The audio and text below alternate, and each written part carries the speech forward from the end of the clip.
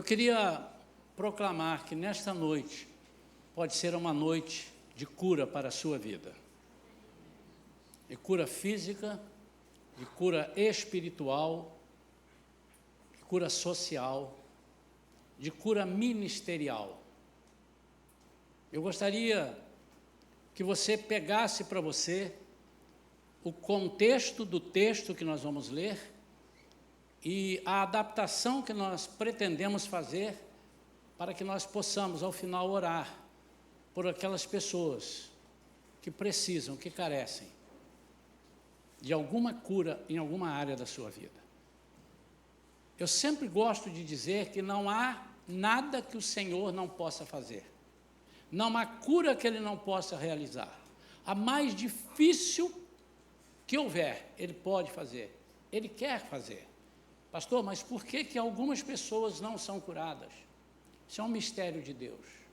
Na Bíblia também, nós vemos alguns irmãos que, a despeito de trabalharem para Jesus, aprove a Deus não curar naquilo que eles estavam pedindo, mas certamente, eu não tenho a menor dúvida, que mesmo agindo assim, sem curá-los, Deus exerceu na vida deles algo grandioso, propósito, que até hoje eles são lembrados. Até porque uma cura física, é muito bom sermos curados de uma enfermidade, é muito bom sermos curados de alguma ansiedade, mas nós temos que pensar lá no céu, ou seja, quando vamos viver num outro corpo, um corpo glorioso. Isso não é não estou assim tapando o sol com a peneira, ou estou dizendo, se não der, não deu, não é isso. Mas às vezes nós nos agarramos tanto às coisas que só nos beneficiam e esquecemos do que estamos fazendo aqui.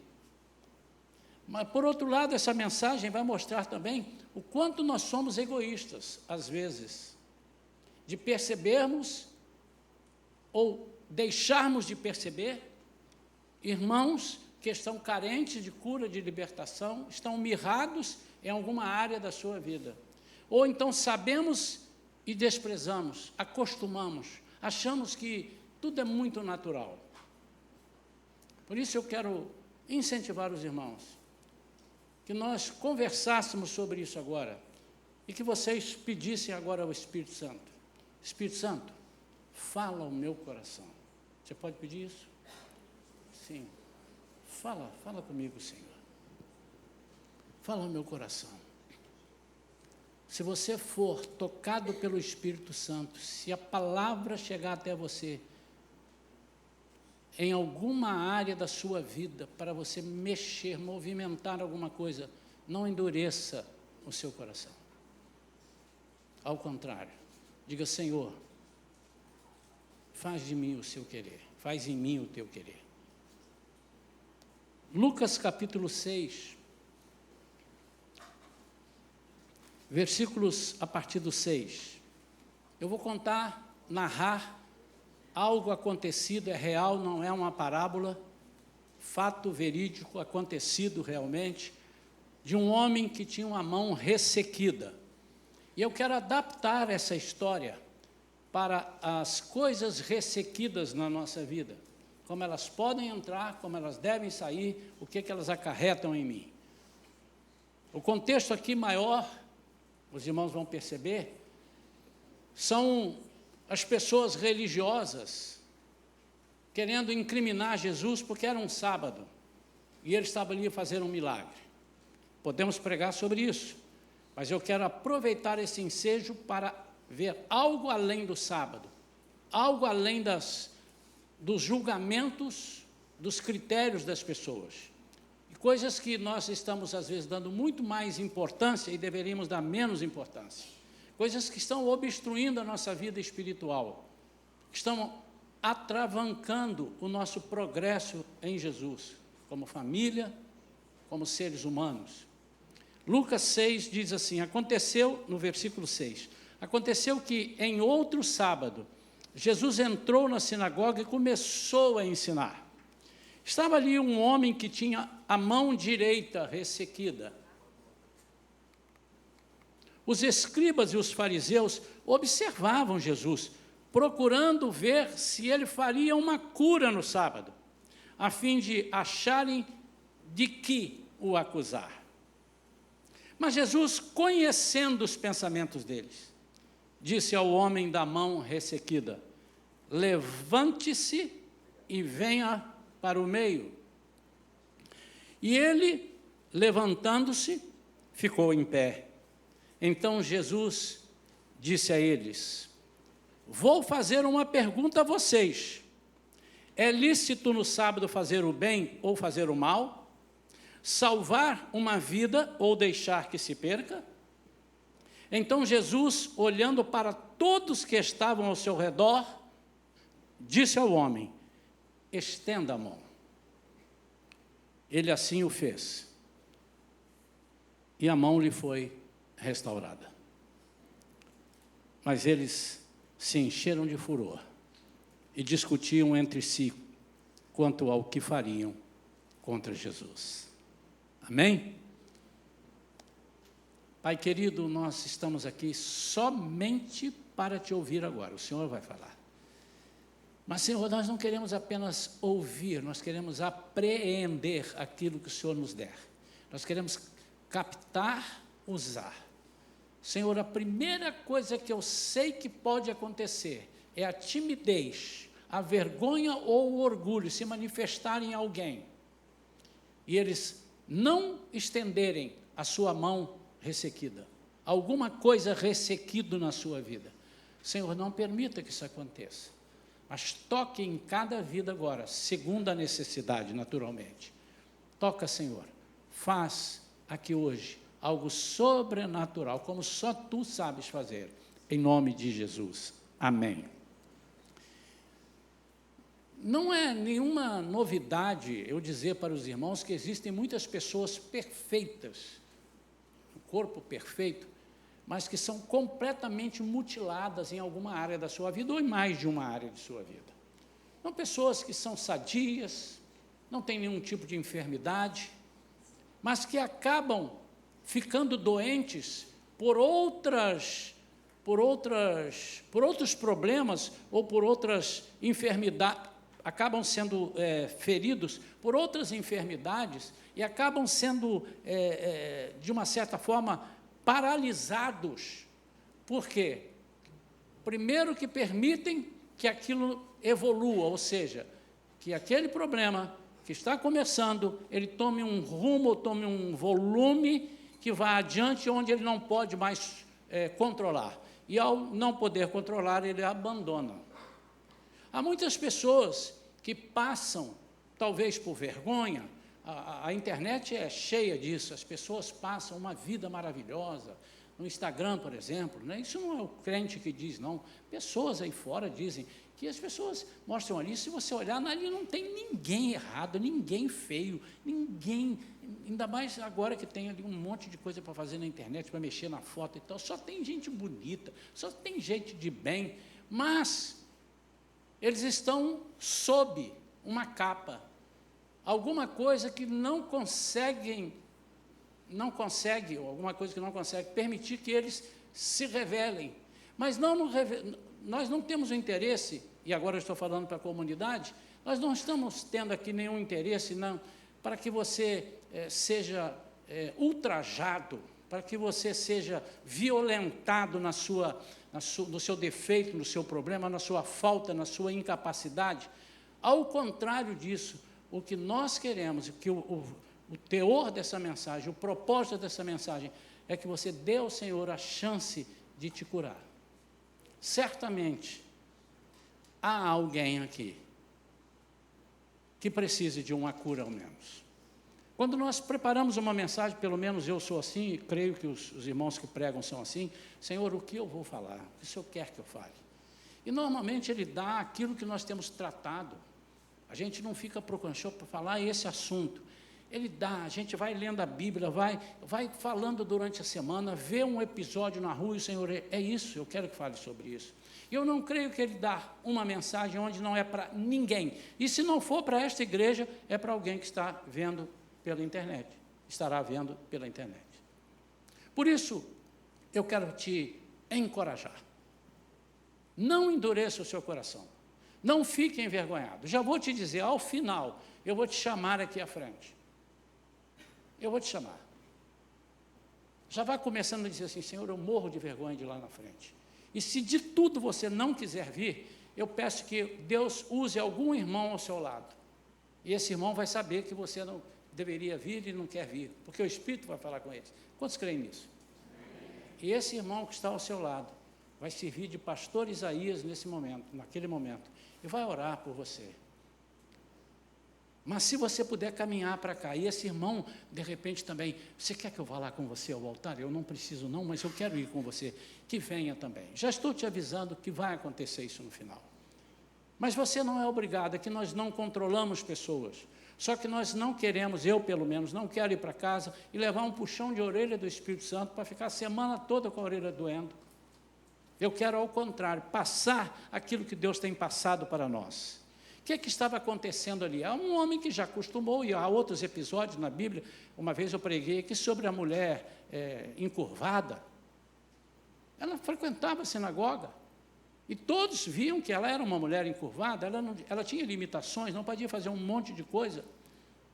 Eu até fiz uma analogia, uma das coisas que ela tinha muita dificuldade é olhar para o céu.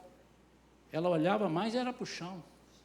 Há outras situações, e que as pessoas acabam se acostumando em conviver com aquilo. Primeiro a pessoa que tem, e depois as pessoas que estão ao redor.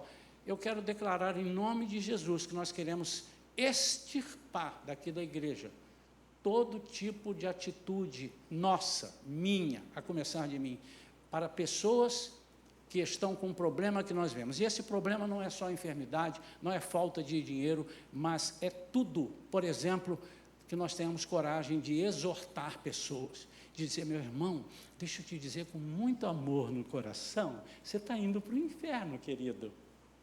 Pode falar sorrindo. E eu não quero que você vá para o inferno. Você está se afastando. Você vai perder a sua família.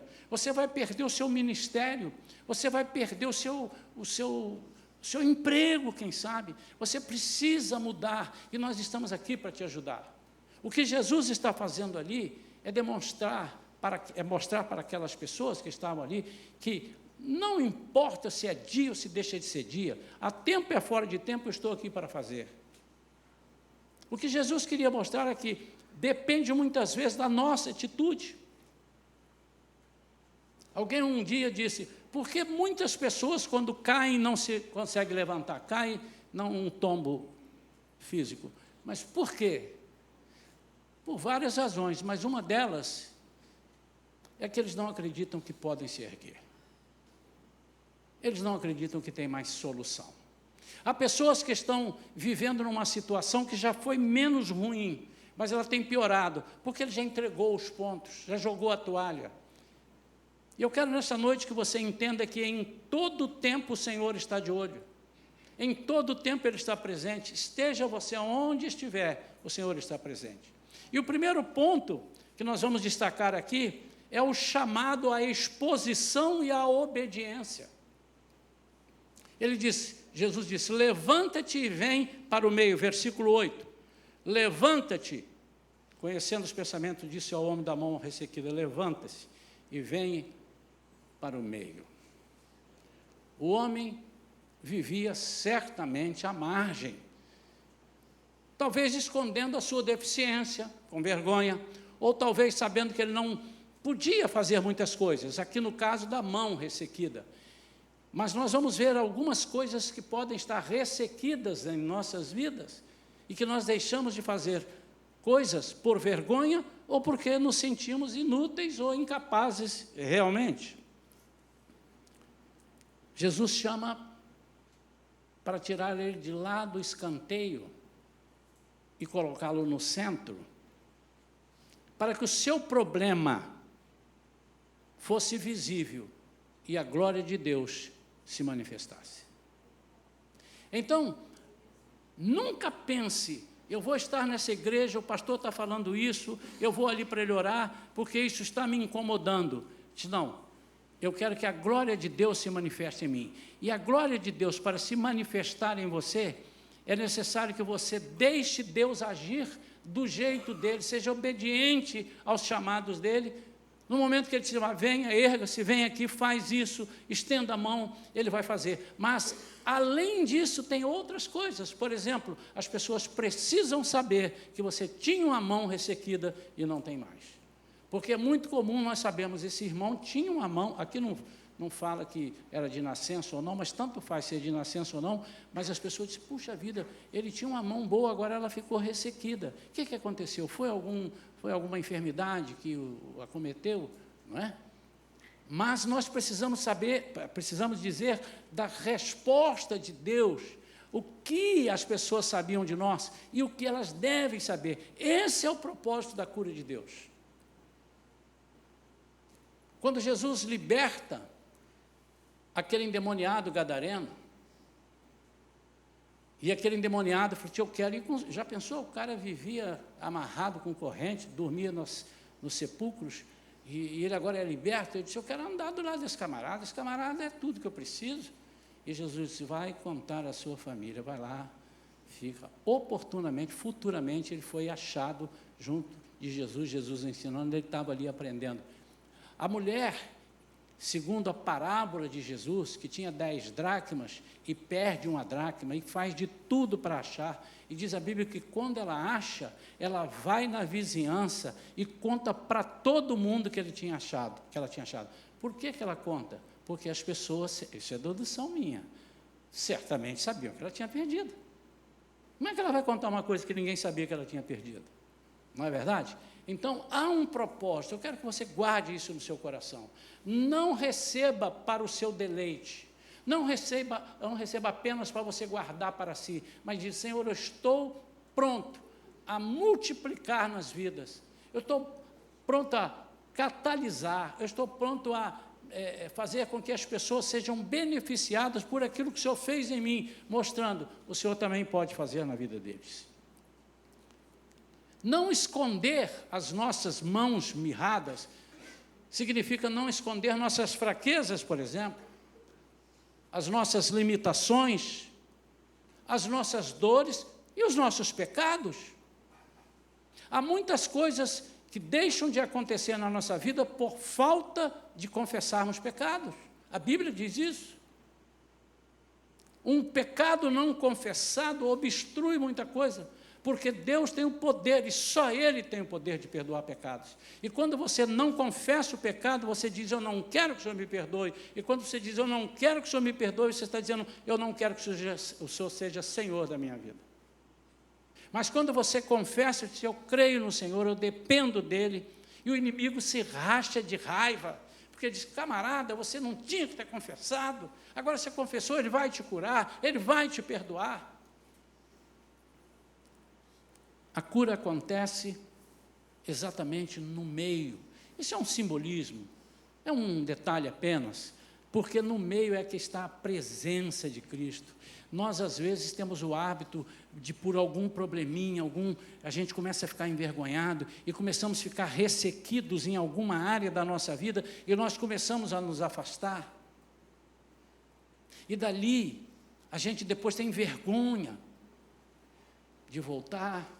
Um dia desses, me mandou uma mensagem, um irmão que foi membro aqui, um marido e uma mulher. Eu nem estou vendo aqui, pode ser que ele esteja aqui hoje, mas enfim, acho que não. Deu aqui um voo rasante aqui.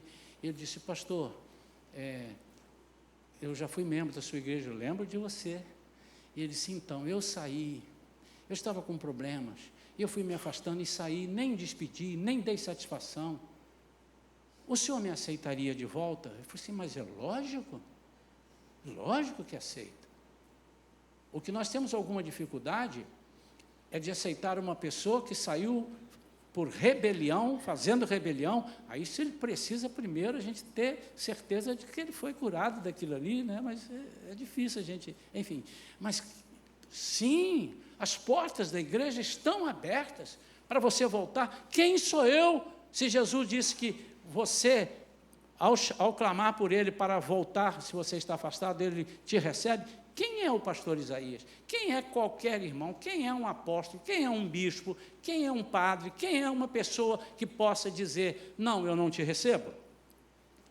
Então, de novo, Ele chama você para te curar, para te introduzir, para fazer você entrar de novo na comunidade, fazer parte do meio, fazer parte do corpo, e com um propósito: testemunhar a glória de Deus. Mas havia um outro propósito aqui também, o propósito de vencer a vergonha e a timidez.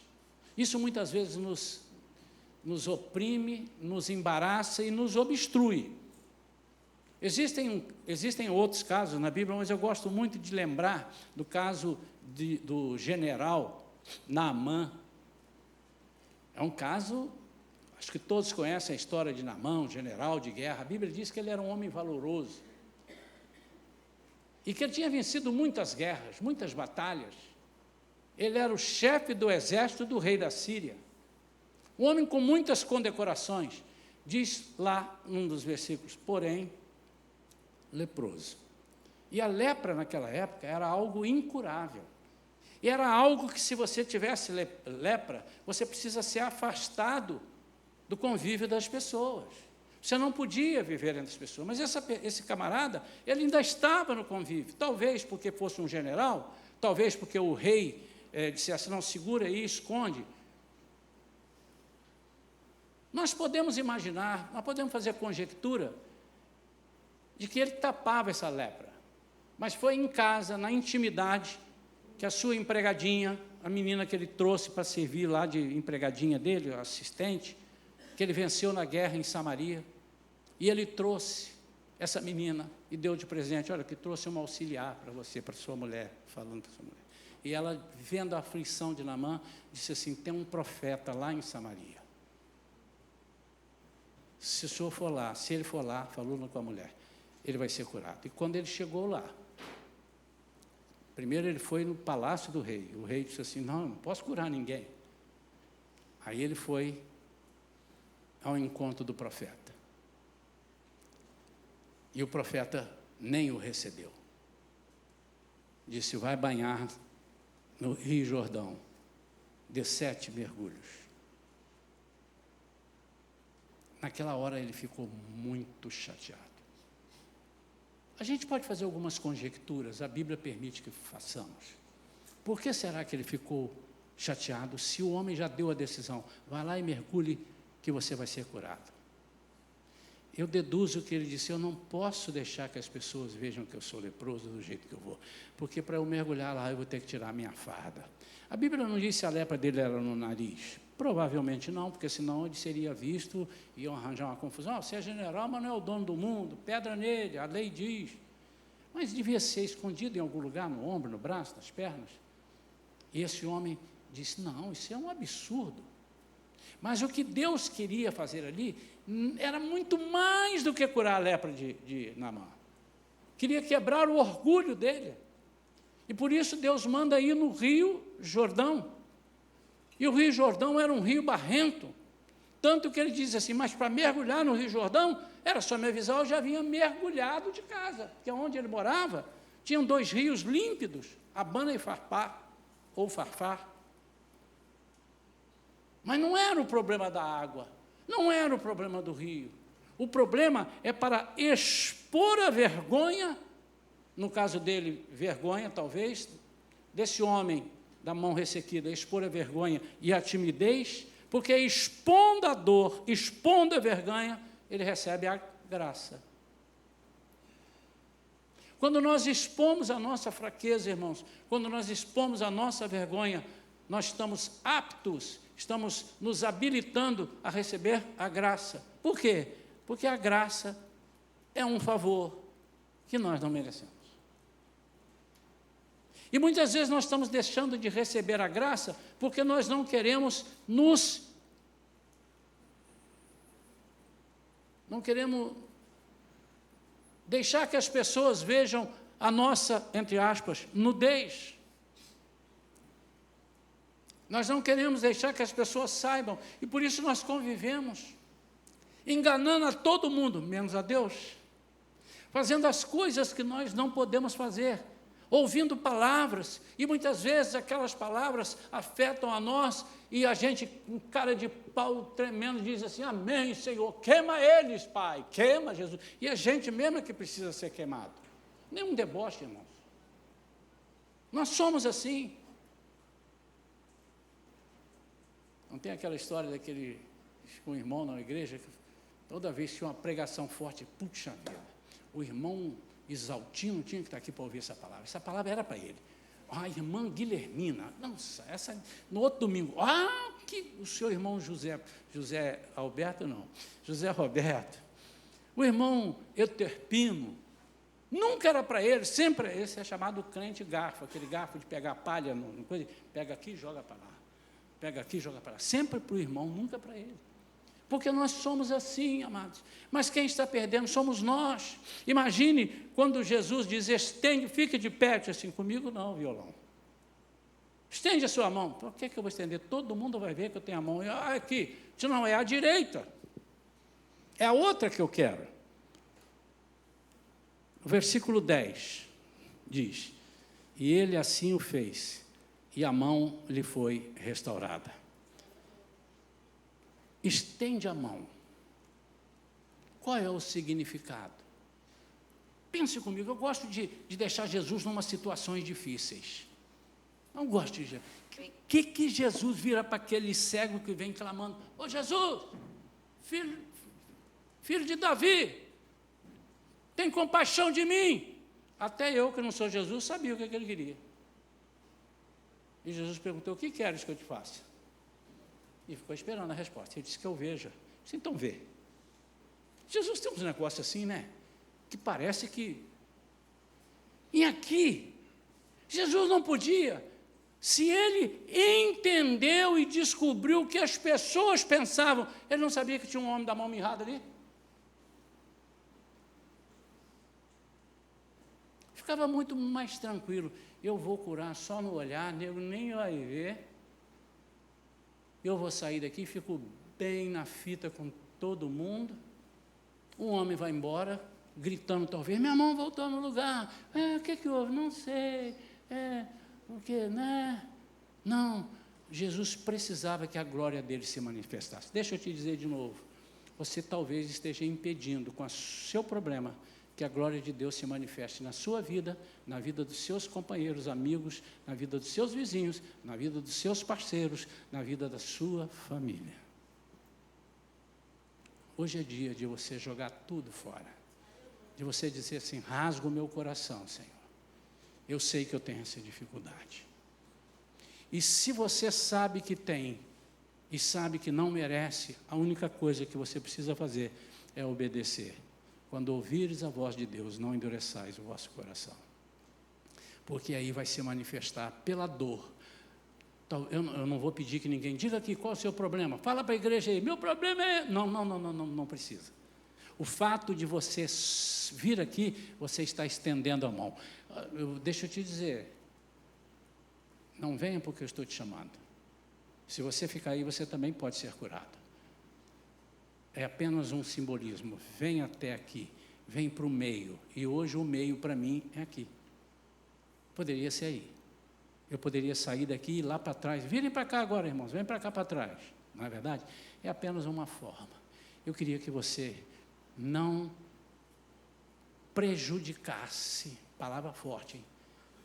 O poder de Deus se manifestando na sua vida. Qual é o significado da mão mirrada? Vamos ao simbolismo. A mão mirrada, eu quero simbolizá-la aqui nessa noite, como inutilidade. Incapacidade, por exemplo, de trabalhar. Incapacidade de servir, de produzir. E a cura restaura a capacidade de ação, de trabalho e serviço. E restaurou daquele homem. Então, quando você tem algo mirrado, e eu vou chamar de mão, pode ser um coração mirrado, pode ser atitudes mirradas, eu vou chamar de mão. Quando você tem isso mirrado na sua vida, você é uma pessoa inútil. Mas A mão mirrada também simboliza uma limitação espiritual. Eu gosto muito, irmãos, eu não sou uma pessoa mística, todos que estão aqui há mais tempo já sabem que eu não sou místico, mas se não fosse o mundo espiritual ser tão importante, interessante, perigoso às vezes, nós não faríamos, nós deixaríamos de fazer algumas coisas que fazemos ou tomar algumas atitudes. Nós tomamos algumas atitudes infantis às vezes, porque não reconhecemos que estamos lidando com o mundo espiritual. Tudo na nossa vida é mundo espiritual. Que é isso, pastor? Então eu tenho que rasgar Efésios capítulo 6, onde Paulo diz assim: a nossa guerra não é contra a carne, a nossa luta, a nossa guerra não é contra a carne, não é contra sangue. Ele está dizendo, não é contra pessoas, não é contra coisas humanas, coisas que você pode ver, é contra as potestades espirituais que habitam as regiões celestes. Há uma guerra eterna do diabo, do inimigo com Deus. É a guerra da maré contra o rochedo. E nós somos o marisco que estamos no rochedo.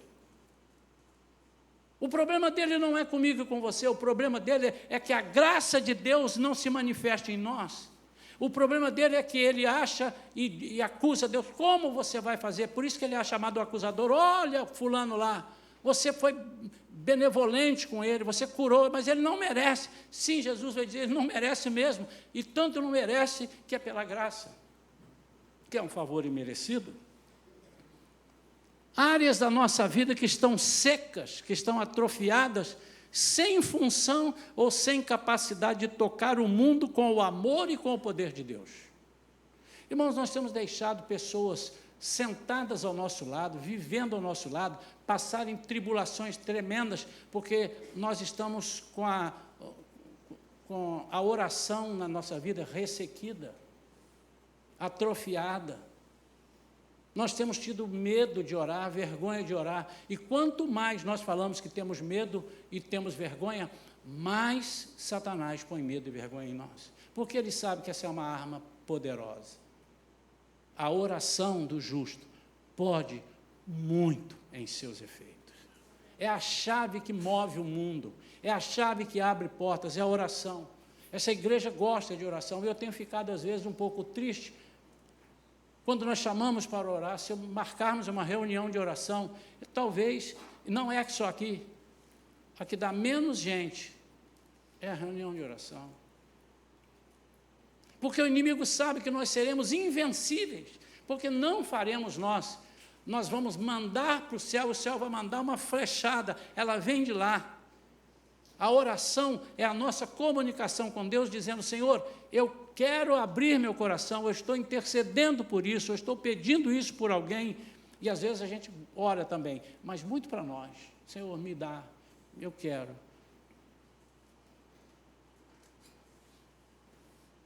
A limitação espiritual é algo que pode estar mirrado, atrofiado na sua vida e você não está percebendo. Eu posso te dar algumas dicas? Comece a fazer um levantamento, assim como você faz. Gente, estou vendo aqui, já tem 4 meses que eu não vou lá naquele bairro, naquela praia. Tem 3 meses, não é isso não, tá? Tem 2 meses, não tem mais. Gente, já tem 8 meses, uau! Como passa o tempo? Comece a fazer uma avaliação. Há quanto tempo você não tem uma conversa a sós com Deus? Eu não me refiro à oração do almoço, nem do jantar, nem do lanche, e nem na hora de dormir, e nem na hora de acordar. Eu me refiro à conversa com Deus. Eu tenho explicado aqui, irmãos, aprenda a orar dirigindo, de olhos abertos.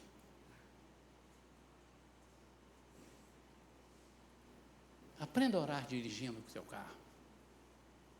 Oh, Senhor. Aprenda a orar fazendo alguma coisa, conversando com Deus em todo o tempo, andando. Nós precisamos, está fazendo falta isso no mundo espiritual. Talvez estejamos com essa área atrofiada, mirrada. E quando nós estamos atrofiados, limitados no espiritual, nós perdemos a capacidade de guerrear em batalhas espirituais. Crente, você precisa aprender a guerrear. Tem gente que faz oração de guerra para pedir algo ao Senhor. O Senhor vai me dar ou não vai me dar? Eu declaro que o Senhor vai me dar. Se o Senhor não me der, o Senhor sabe. Eu vou fazer um... Irmão, você não pode falar assim com Deus? Mas nós vamos guerrear com o inimigo, sim. Dizendo para ele, eu não te aceito, sai daqui, seu maligno, em nome de Jesus. E pode gritar, dar soco no ar, faz o que você quiser. Mas é muito mais que isso. A oração de guerra é você entender que as nossas armas são muito mais potentes do que as armas do inimigo. E você usar essas armas, e a oração, ela é coisa muito séria. Se você não crê no poder da oração, você não crê que Deus te ouve. Se você não crê que Deus te ouve, você está perdendo o seu tempo. Vá frequentar outra religião, outra seita, ou coisa qualquer, uma seita. Mas você não está servindo a Deus. Por fim, a mão ressequida é uma mão que não ora. E você sabe que o mão aqui, você não está vendo, eu coloquei entre aspas. É uma mão que não ora. É uma mão que não serve. É uma mão que não ajuda. É uma vida que não ora. Uma vida que não ora é uma vida inútil. Desculpe lá. É uma vida que não ora, é uma vida inútil. Você precisa gostar de orar. Pastor, como é que eu aprendo? Comece a orar. Você gosta de uma fruta X? Gosto. Mais ou menos. Comece a comer e você vai gostar. Você gosta de uma... Eu estou me referindo àqueles que dizem, eu não gosto disso. Você já comeu? Nunca comi. Mas como é que você sabia que não gosta? Agora, deixa eu falar só um parênteses aqui sobre a oração. Muitas pessoas pensam que para orar, ele precisa mudar de voz e colocar um vernáculo na oração. Amantíssimo Deus do céu, Pai querido das luzes. Você conversa assim, irmão? Não. Então, você não tem que fazer assim, você não conversa assim. Só falta Deus olhar para você e dizer, está mudado, irmão? Como é que você conversa? Uma vez, eu estava gravando um CD, não foi com o Beto, não. O Beto já gravou CD meu para mim. Mas foi com outra pessoa, ele disse assim, eu estou aqui olhando, é legal, cara, você canta como fala.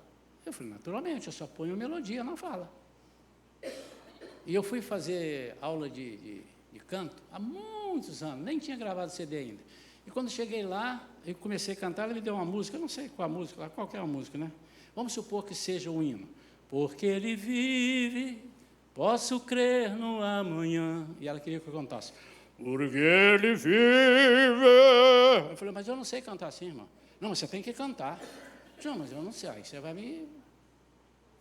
É a mesma coisa. Você não ora porque você pensa que para orar você tem que mudar a tua voz.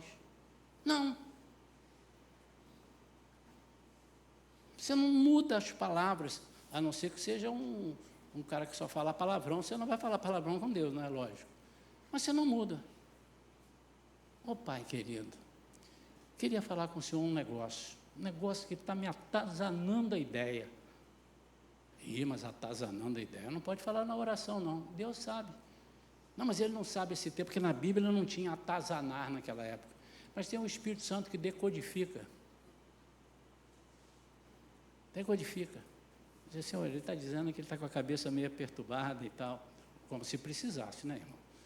Deus não precisa disso, eu só estou fazendo uma comparação. Você conversa. E as pessoas às vezes dizem assim, eu não gosto de orar em público, mas você fala em público? Falo. Eu não estou entendendo. Se o seu patrão lá na sua empresa te chamar, vem aqui e fale sobre esse projeto que você está desenvolvendo aqui. Não, eu não gosto de falar em público. Mas você precisa falar que tem uma plateia ouvindo. E nós precisamos aprender que isso é uma forma do diabo nos cercear, nos impedir que pessoas sejam alcançadas por uma palavra bendita que nós vamos colocar.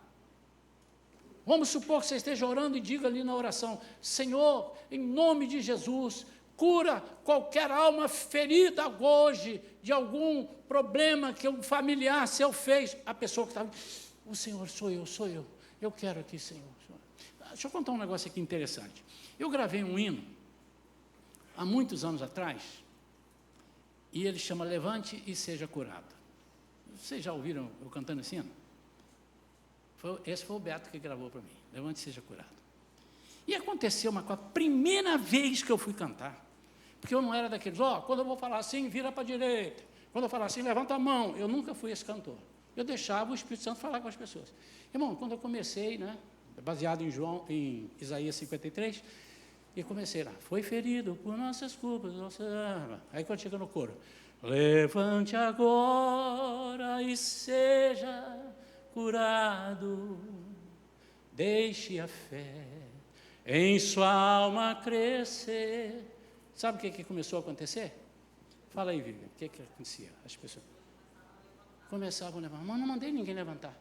E as pessoas levantavam assim e fechavam o olho e eu cantando, levante agora em nome de Cristo, tudo novo fará em você. Aliás, foi cantando esse hino que Deus curou uma mulher numa igreja presbiteriana lá em Campo Grande, que o pastor me chamou antes, que eu não falasse aleluia, porque ele sabia que eu era renovado, mas que a igreja não era e que eu respeitasse.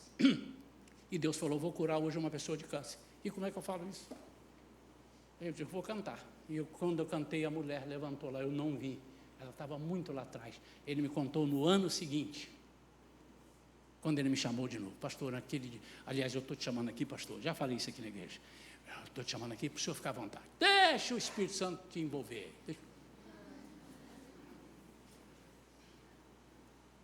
Queria falar uma coisa para o senhor, pastor. O senhor não sabe, não deve saber.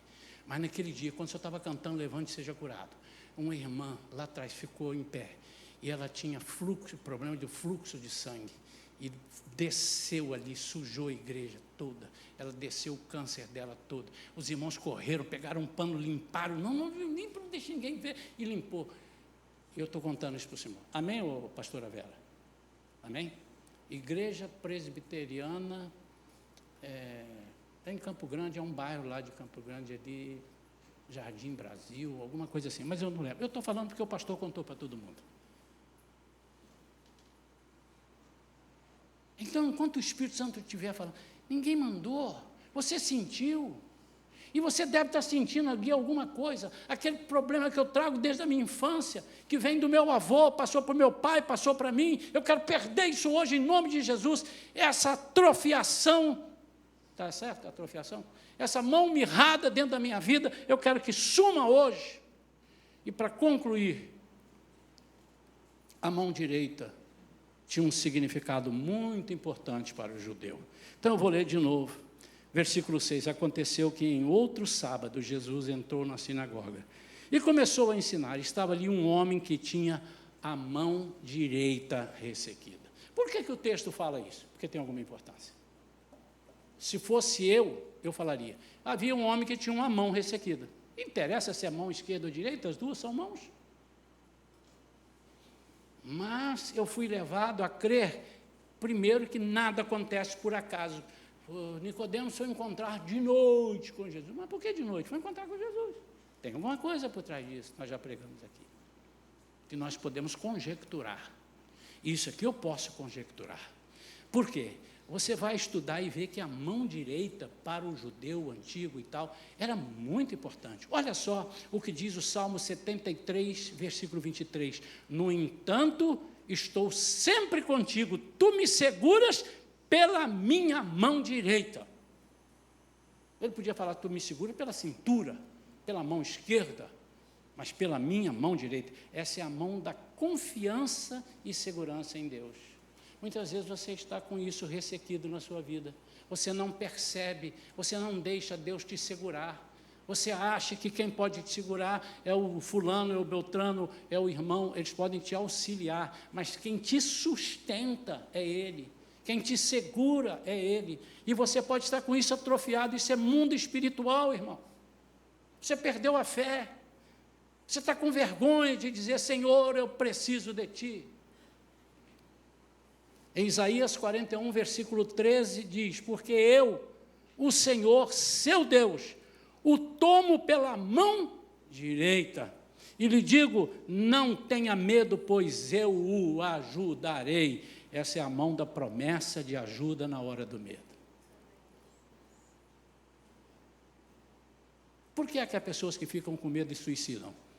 Porque não tem essa mão boa, a mão está ressequida. É a mão da promessa. Eu creio na promessa. Eu creio na promessa. Quantos creem na promessa? E nas promessas de Deus?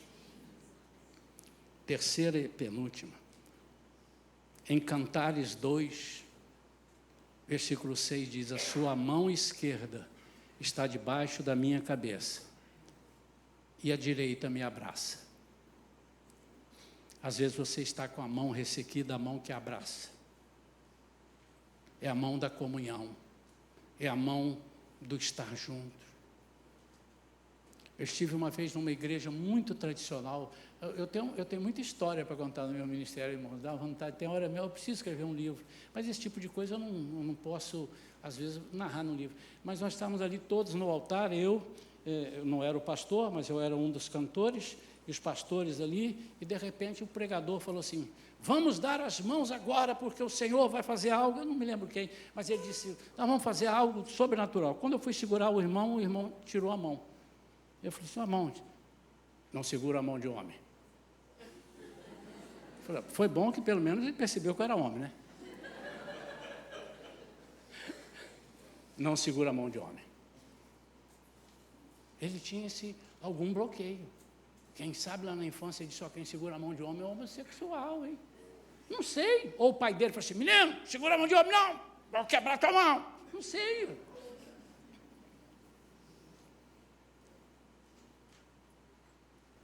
Existem mãos que não abraçam.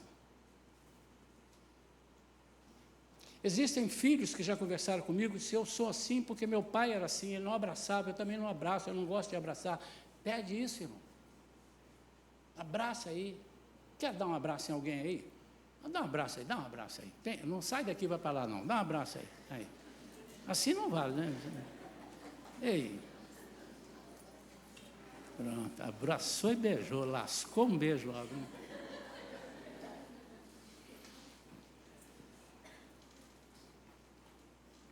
E por último, Atos 3, versículo 7. Pedro estava com João. E na porta do templo chamado Formosa, ele viu um aleijado.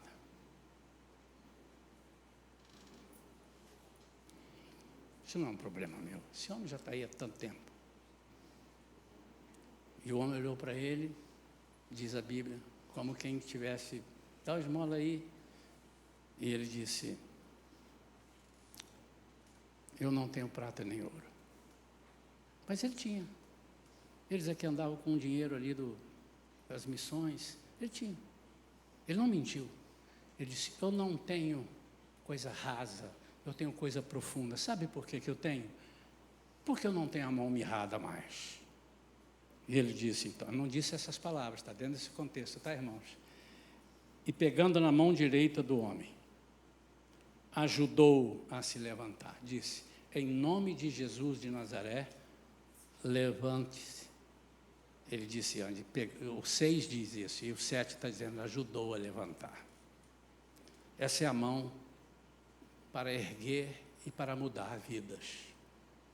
Nós temos sido muito egoístas, irmãos. Nós temos pedido muita oração só para nós. Pode pedir, irmãos, pode pedir, não é proibido não.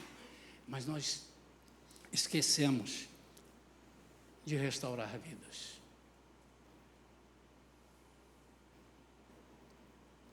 Tem um hino que eu gravei, mas não vou cantar agora, que nem está surgindo agora, está aberto. Aí vai enrolar o meio de campo todo, que é o Restaurando Vidas, que foi o propósito dessa igreja que Deus colocou no meu coração. Tem muita igreja que faz muita coisa muito superior a nós. Muita coisa, porque tem muita gente. E Deus falou assim: tem muita igreja. Eu queria que vocês abrissem uma igreja que tivesse paciência para restaurar vidas. Restaurar vidas. Isso é um dos maiores ministérios. E muitas vezes, para restaurar uma vida, você tem que dar umas pancadas nela. Tem. Você tem que fazer uma operação sem anestesia, mas você vai salvar uma vida. Como é que eu faço isso, pastor? Eu estou aqui doido para o senhor falar que eu quero sair correndo, eu quero ser o primeiro a chegar aí. Espera, irmão, vai ter lugar para todo mundo. Primeira coisa, esteja inconformado com sua atrofia. Não se junte aos mesquinhos. Pastor, na verdade, isso não me incomoda, não. Não estou falando para você. Deixa eu passar para outro. Você não quer ser curado? Então você tem que estar inconformado. Eu não me conformo. Eu já servi tanto na igreja e não sirvo mais. Eu já fui usado por Deus, fazendo coisas e não sou mais. Eu não podia ver uma pessoa na rua que eu falava do evangelho e não falo mais. Não quero. Eu vou voltar ao primeiro amor. Segundo, não basta estar no lugar da cura. Esse homem estava. Decida receber o melhor de Deus. E o que aconteceu ali? Primeiro, a obediência. Primeiro passo, a obediência. Segundo passo, a fé. Sem obediência, não vai ter a fé. A fé é a certeza de uma coisa que você espera, a convicção de um fato que você não viu. Mas para fazer isso, você tem que obedecer a fazer. Irmãos, pela fé, faça o seguinte, venham aqui em cima agora ter 3 pulinhos. Isso não vai acontecer nunca, tá, irmãos? Só se um dia Deus falar firme comigo. E nós vamos bater isso aqui, essas paredes vão passar para lá, o de lá vai passar para cá, e todo mundo vai ficar com os problemas resolvidos. Se vocês não obedecerem, não adianta ter fé. Precisa obedecer e vir aqui. E agora ter fé. O povo que rodeou Jericó obedeceu e depois tiveram fé. Porque eu nunca vi nada tão estapafúrdio quanto aquilo. Vamos dar a volta, agora volta para casa, agora volta. Todo dia uma volta. Aí no último dia, vamos dar 7 voltas. Ué, mas não é só uma, Josué? Não, só hoje é 7. São 7. Mas por que 7? Ninguém perguntou. É para fazer? Façamos. Pronto, para aqui agora. Atenção. Vamos dar um urra aqui, hein? Maluco? Você está vendo alguma muralha trincada aí? Não. Vamos dar um grito, ela vai cair. Obedeça, meu irmão. Tem coisas que nós não entendemos, mas temos que obedecer. Você não quer ser curado? Então não tente entender como Deus vai fazer. Por último, vença a vergonha e o preconceito de se expor. Ao ser chamado, vem para o meio, obedeça. Pode ser que você nem queira vir sem falar o teu problema, mesmo assim você não queira vir, porque às vezes você é líder de um ministério. Ah, pastor vai saber, minha irmã, você veio na frente para curar alguma coisa ressequida, e você, irmã, é líder de ministério, vamos tirar ela. Não, isso não está em questão, filha. Quando Jesus chamou os discípulos, só tinha gente ruim, você já reparou lá? E foi curando as pessoas no exercício da função. O importante é que no exercício da função, você queira ser curado. Tem as exceções, tá bem?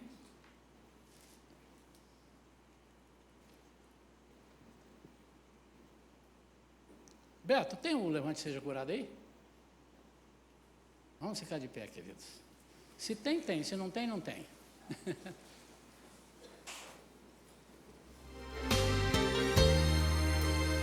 É o playback, né? Senão vai cantar junto comigo, hein? Nem lembro mais a letra, irmãos. Me ajuda aí.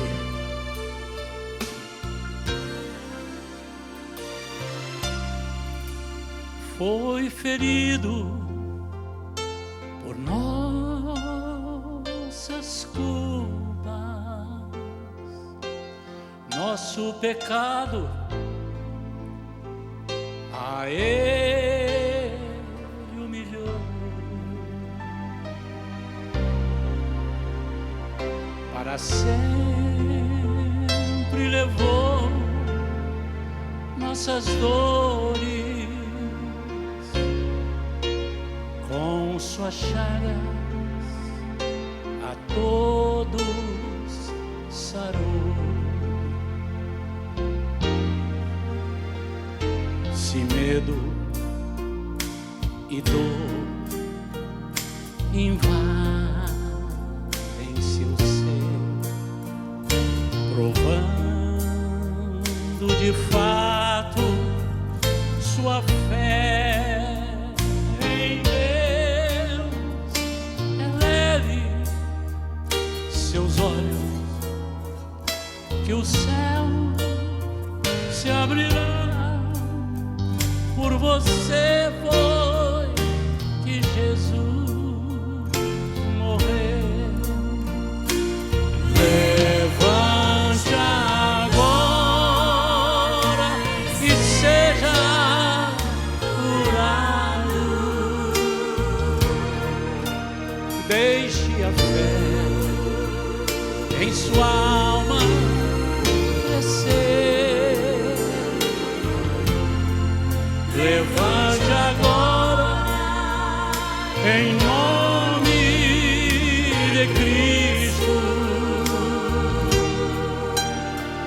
Tudo novo fará em você. Chegou agora, hein? A hora, hein? Estende sua mão pro mestre tocar. Ele atende ao aflito. Você vai ver seu pranto. Jesus logo enxugará. Tudo novo fará em você. Vem aqui na frente, eu quero orar por você.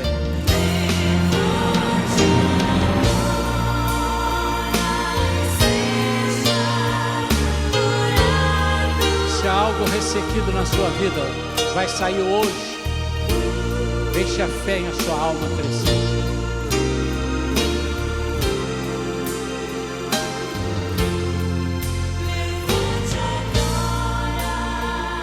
Em nome de Cristo,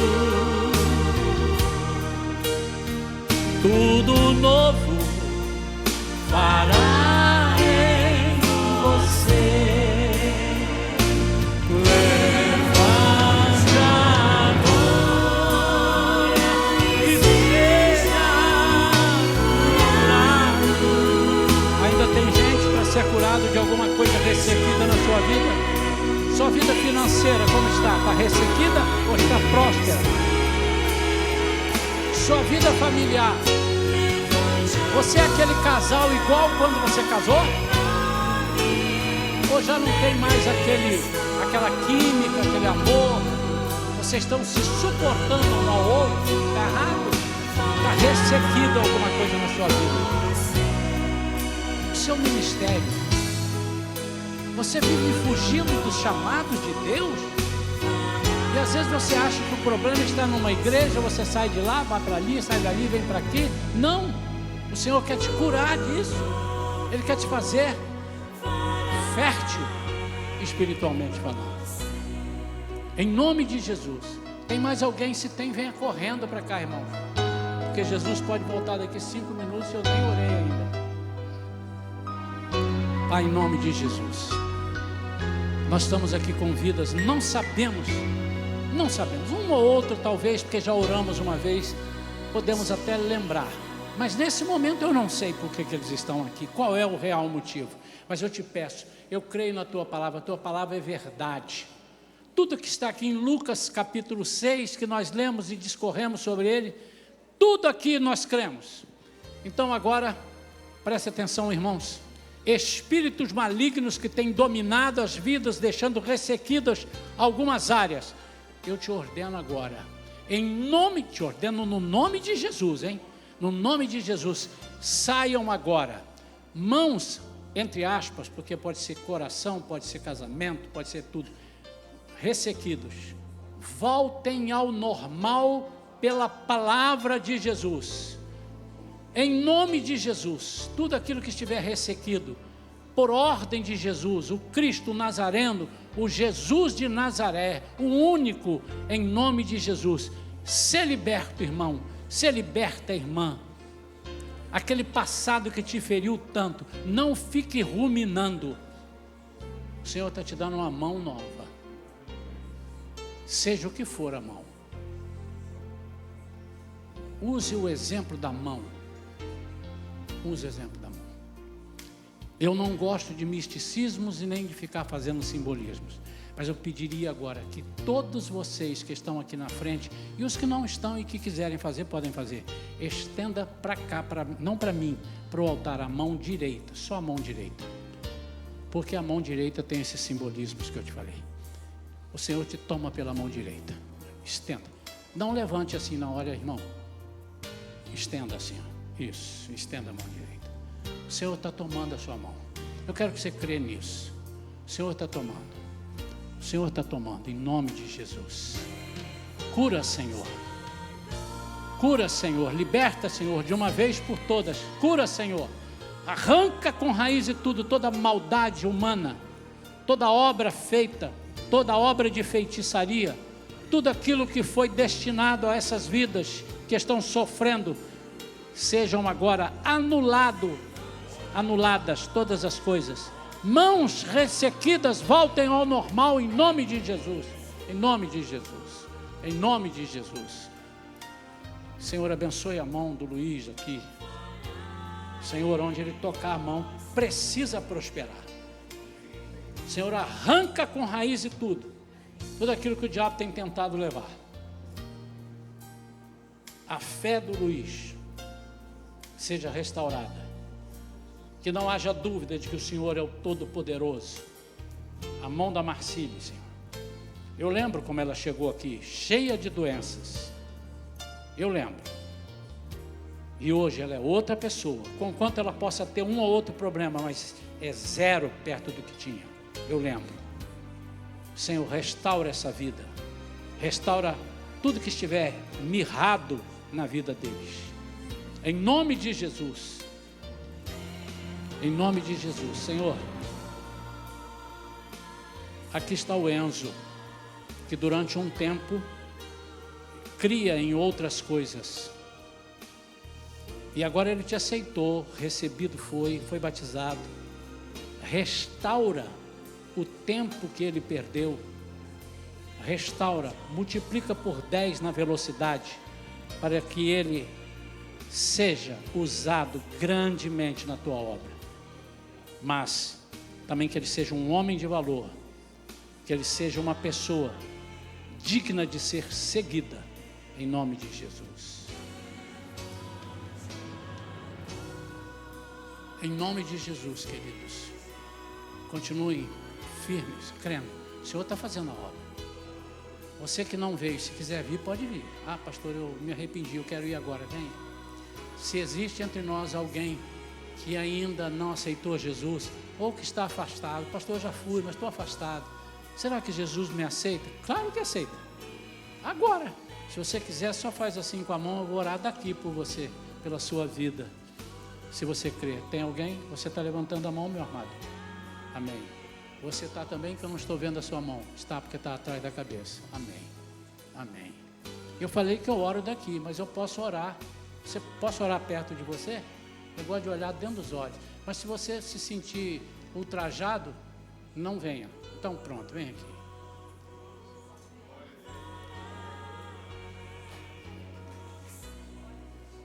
Vocês são bonitos todos os dias ou só os domingos? Amém. Chega mais para perto, faz favor.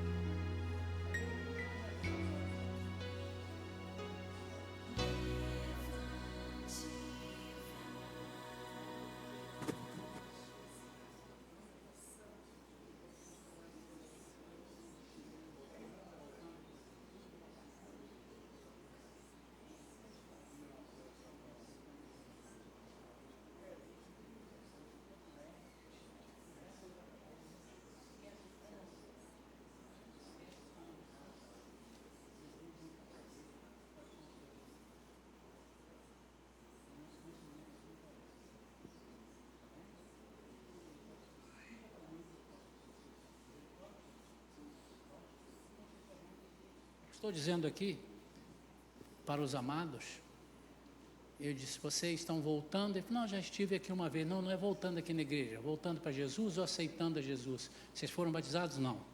Então, eu estou falando porque nós somos uma família. Vocês querem aceitar Jesus? Eles disseram, sim. Então, presta atenção. Eu disse para eles, não importa, porque às vezes a gente vê uma dúvida assim, é por aí.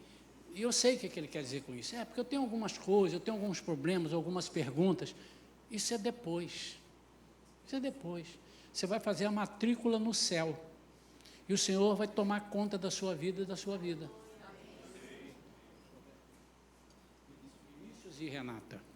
Vinícius e Renata, vocês autorizam que eu ore por vocês para que Jesus entre na vida de vocês? Autorizam? Vocês querem isso? Pronto, então nós vamos orar. A igreja vai fazer assim, para cá, né? Senhor Jesus, aqui está o Vinícius e a Renata. Eles estão dizendo aqui, eu quero que Jesus domine a minha vida.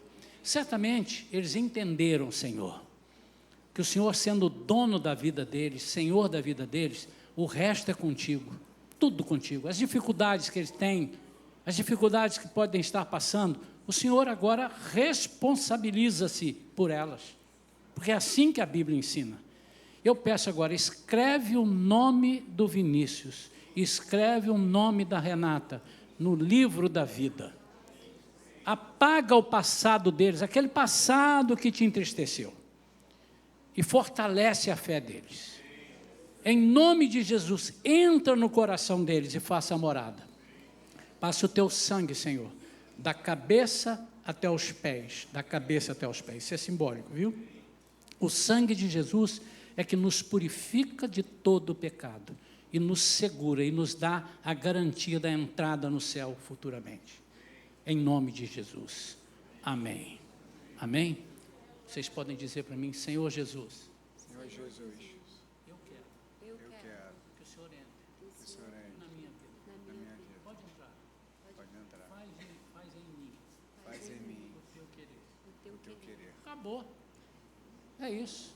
Você sabe por que muita gente não quer? Porque pensa que não funciona. Mas só isso não deve funcionar, não. Vocês vão ver. Sejam fiéis ao Senhor. Essa igreja está aqui para te ajudar. Se um dia você decidir ficar conosco, amém. Se você falar, não, eu quero ficar numa outra igreja, perto da minha casa, lá no Rio, no céu, ok. Mas nós estamos aqui nesse primeiro ano, vocês nasceram. Aqui é maternidade. Depois vocês vão para casa. Então, na maternidade, vocês vão tomar leitinho. Então, nesse início, a gente pode ajudar vocês. Vocês vieram trazidos por alguém? Ou não entraram? Muito bem. Então, se vocês nos derem essa oportunidade, nós queremos ajudar. Não queremos prender vocês aqui. Mas só queremos que vocês ouçam uns 3, 4 passinhos para vocês poderem saber caminhar com as próprias pernas. Pode ser? Então, fechado.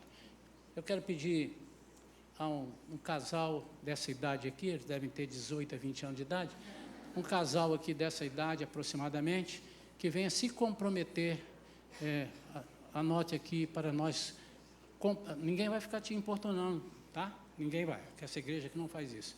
Mas é um casal que vai se interessar e passar. Ô Renato, ô Vinícius, está tudo bem? Você precisa de alguma coisa? Ah, precisamos sim. Não, está tudo bem. É isso. Pode ser? Mas você vai conversar e vai dizer, não me ligue no horário tal. Não é de ficar. Eu sei o que eu estou falando, tá bom? Cadê o casal? Já dei espaço para vir uns 3 aqui. Hein? Vem cá, vem cá. Esse casalzinho aí é bom. 18 tem você, né? Amém. Podem assentar, queridos. Pronto, pastoreia eles aí. Renata, seja bem-vinda. Tá, Vinícius, sejam bem-vindos. Deus abençoe.